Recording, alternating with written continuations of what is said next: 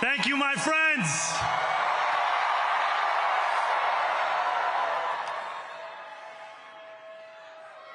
The sun may have set over our city this evening, but as Eugene Debs once said, I can see the dawn of a better day for humanity.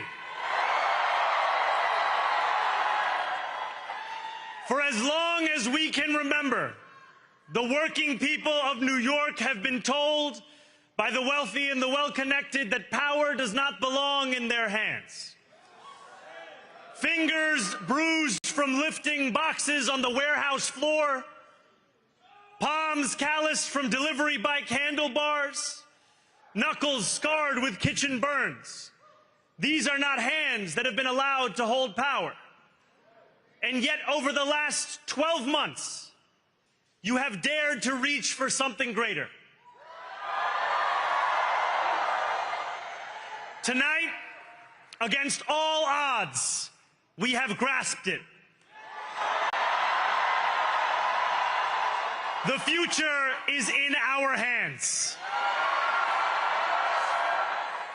My friends, we have toppled a political dynasty.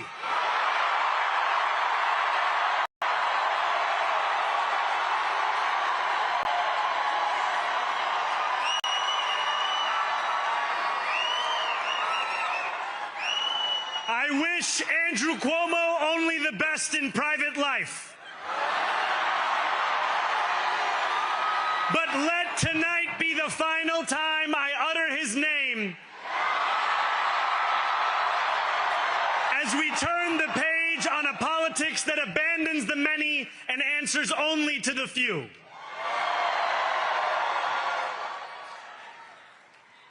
New York, tonight you have delivered a mandate for change, a mandate for a new kind of politics, a mandate for a city we can afford, and a mandate for a government that delivers exactly that. On January 1st, I will be sworn in as the mayor of New York City.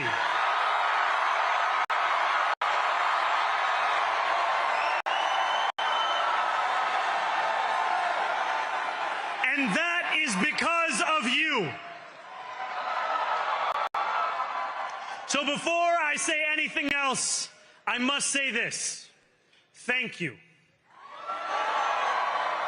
Thank you to the next generation of New Yorkers who refuse to accept that the promise of a better future was a relic of the past. You showed that when politics speaks to you without condescension, we can usher in a new era of leadership. We will fight for you because we are you. Or as we say on Steinway, Ana minkum wa ilaykum.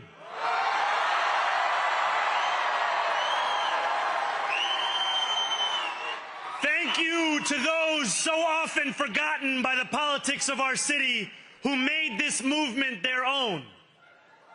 I speak of Yemeni bodega owners and Mexican abuelas, Senegalese taxi drivers and Uzbek nurses,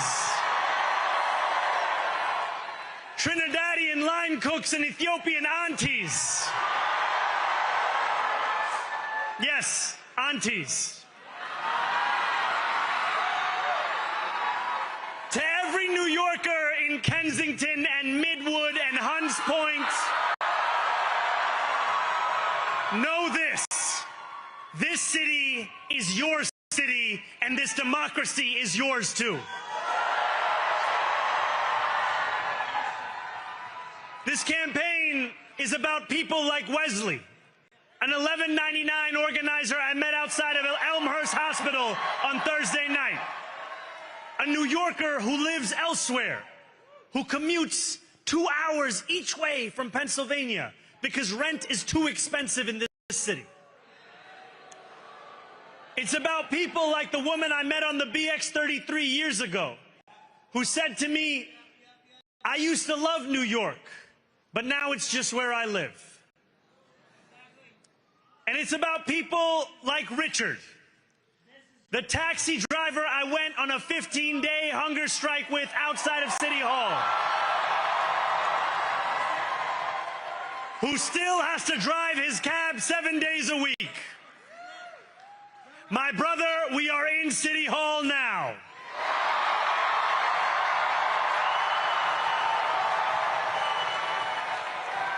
This victory is for all of them, and it's for all of you. The more than 100,000 volunteers who built this campaign into an unstoppable force. Because of you, we will make this city one that working people can love and live in again. With every door knocked, every petition signature earned, and every hard-earned conversation, you eroded the cynicism that has come to define our politics. Now, I know that I have asked for much from you over this last year. Time and again, you have answered my calls. But I have one final request. New York City, breathe this moment in. We have held our breath for longer than we know. We have held it in anticipation of defeat. Held it because the air has been knocked out of our lungs too many times to count. Held it because we cannot afford to exhale. Thanks to all of those who sacrificed so much, we are breathing in the air of a city that has been reborn.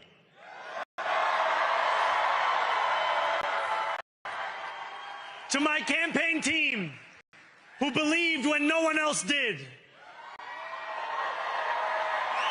and who took an electoral project and turned it into so much more, I will never be able to express the depth of my gratitude. You can sleep now. To my parents, Mama and Baba, you have made me into the man I am today. I am so proud to be your son. And to my incredible wife, Rama,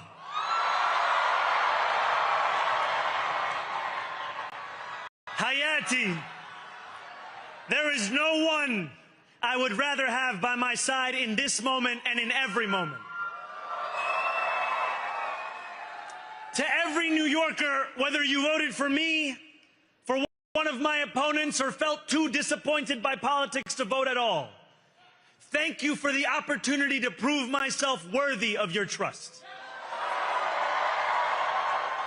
I will wake each morning with a singular purpose: to make this city better for you than it was the day before. There are many who thought this day would never come, who feared that we would be condemned only to a future of less, with every election consigning us simply to more of the same. And there are others who see politics today as too cruel for the flame of hope to still burn. New York, we have answered those fears. Tonight we have spoken in a clear voice. Hope is alive. Hope is a decision that tens of thousands of New Yorkers made day after day, volunteer shift after volunteer shift, despite attack ad after attack ad. More than 1 million of us stood in our churches, in gymnasiums, in community centers, as we filled in the ledger of democracy. And while we cast our ballots alone, we chose hope together. Hope over tyranny. Hope over big money and small ideas. Hope over despair. We won because New Yorkers allowed themselves to hope that the impossible could be made possible. And we won because we insisted that no longer would politics be something that is done to us. Now it is something that we do.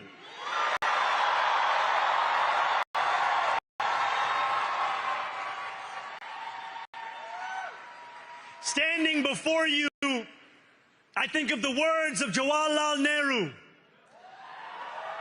A moment comes but rarely in history when we step out from the old to the new, when an age ends and when the soul of a nation long suppressed finds utterance.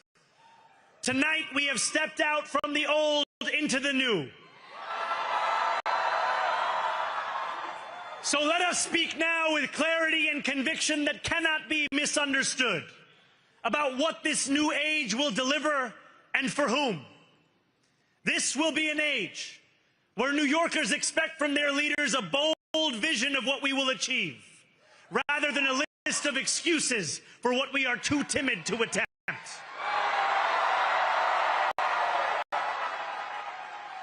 Central to that vision will be the most ambitious agenda to tackle the cost of living crisis that this city has seen since the days of Fiorella LaGuardia.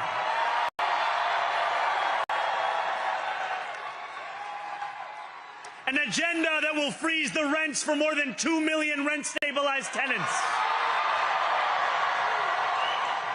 Make buses fast and free. And deliver universal childcare across our city. Years from now, may our only regret be that this day took so long to come. This new age will be one of relentless improvement. We will hire thousands more teachers. We will cut waste from a bloated bureaucracy. We will work tirelessly to make lights shine again in the hallways of NYCHA developments where they have long flickered. Safety and justice will go hand in hand as we work with police officers to reduce crime and create a department of community safety that tackles the mental health crisis and homelessness crises head on. Excellence will become the expectation across government, not the exception. In this new age we make for ourselves, we will refuse to allow those who traffic in division and hate to pit us against one another. In this moment of political darkness, New York will be the light. Here, we believe in standing up for those we love. Whether you are an immigrant, a member of the trans community, one of the many black women that Donald Trump has fired from a federal job, a single mom still waiting for the cost of groceries to go down, or anyone else with their back against the wall, your struggle is ours too.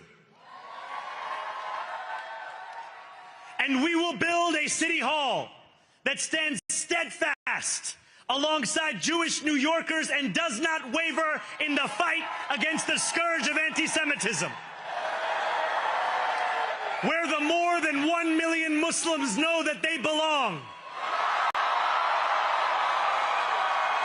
Not just in the 5 boroughs of this city, but in the halls of power. No more will New York be a city where you can traffic in Islamophobia and win an election.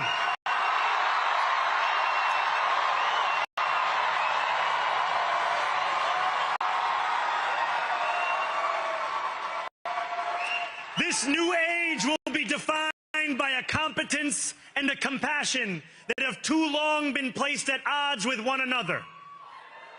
We will prove that there is no problem too large for government to solve and no concern too small for it to care about. For years, those in City Hall have only helped those who can help them. But on January 1st, we will usher in a city government that helps everyone.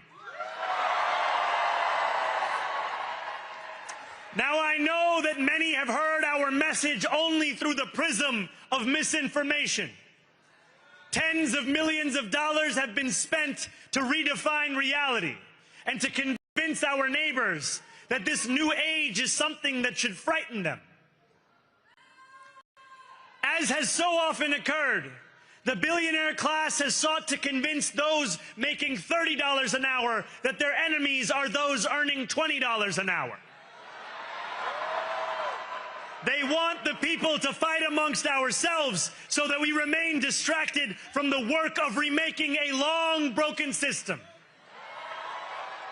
We refuse to let them dictate the rules of the game anymore.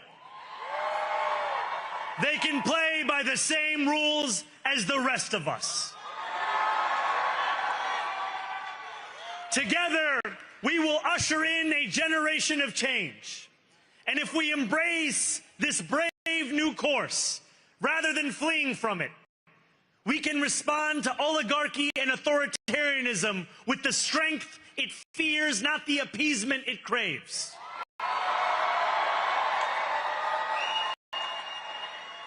After all, if anyone can show a nation betrayed by Donald Trump how to defeat him, it is the city that gave rise to him.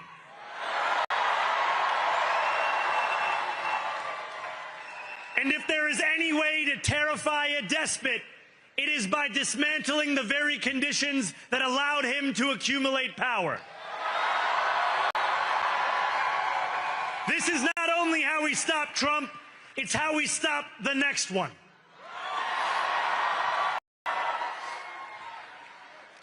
So, Donald Trump, since I know you're watching, I have 4 words for you. Turn the volume up.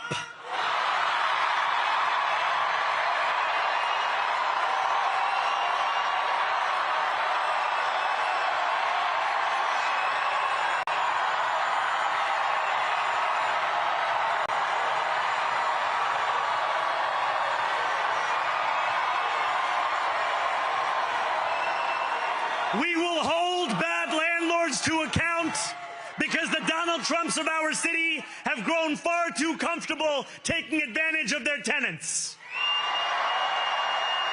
We will put an end to the culture of corruption that has allowed billionaires like Trump to evade taxation and exploit tax breaks.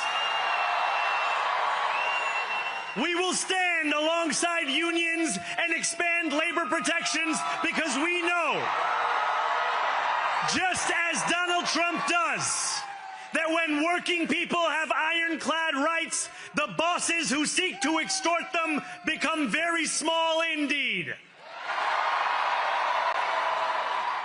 New York will remain a city of immigrants, a city built by immigrants, powered by immigrants, and as of tonight, led by an immigrant.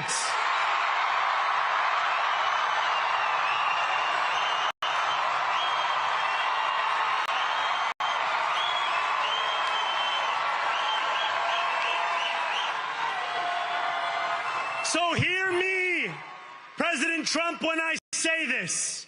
To get to any of us, you will have to get through all of us.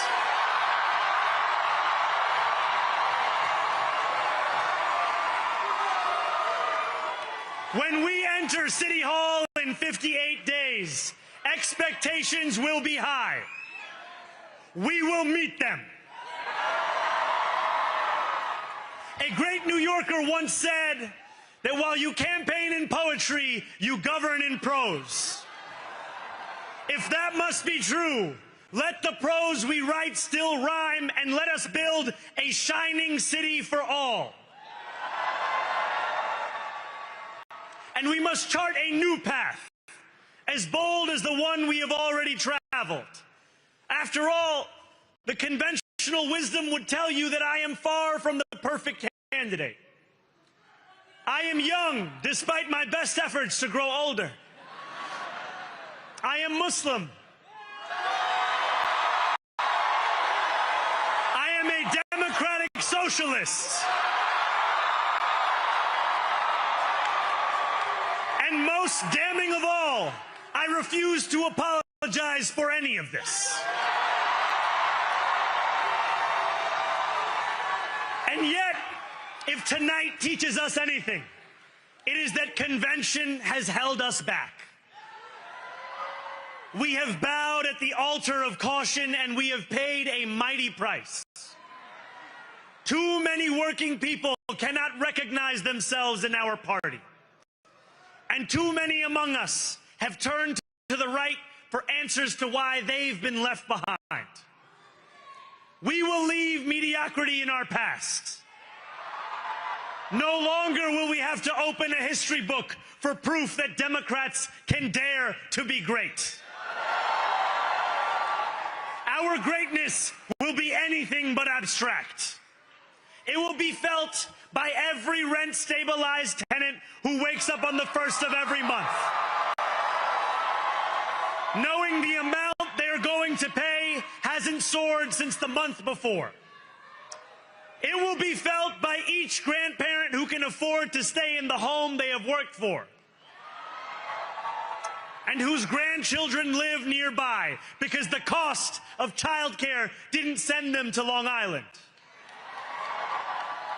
It will be felt by the single mother who is safe on her commute and whose bus runs fast enough that she doesn't have to rush school drop-off to make it to work on time.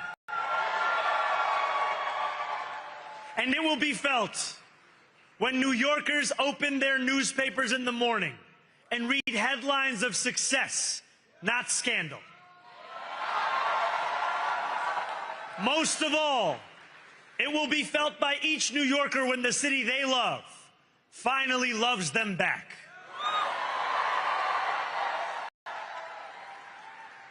Together, New York, we're going to freeze the... Together, New York, we're going to make buses fast and... Together, New York, we're going to deliver universal... Let the words we've spoken together, the dreams we've dreamt together, become the agenda we deliver together.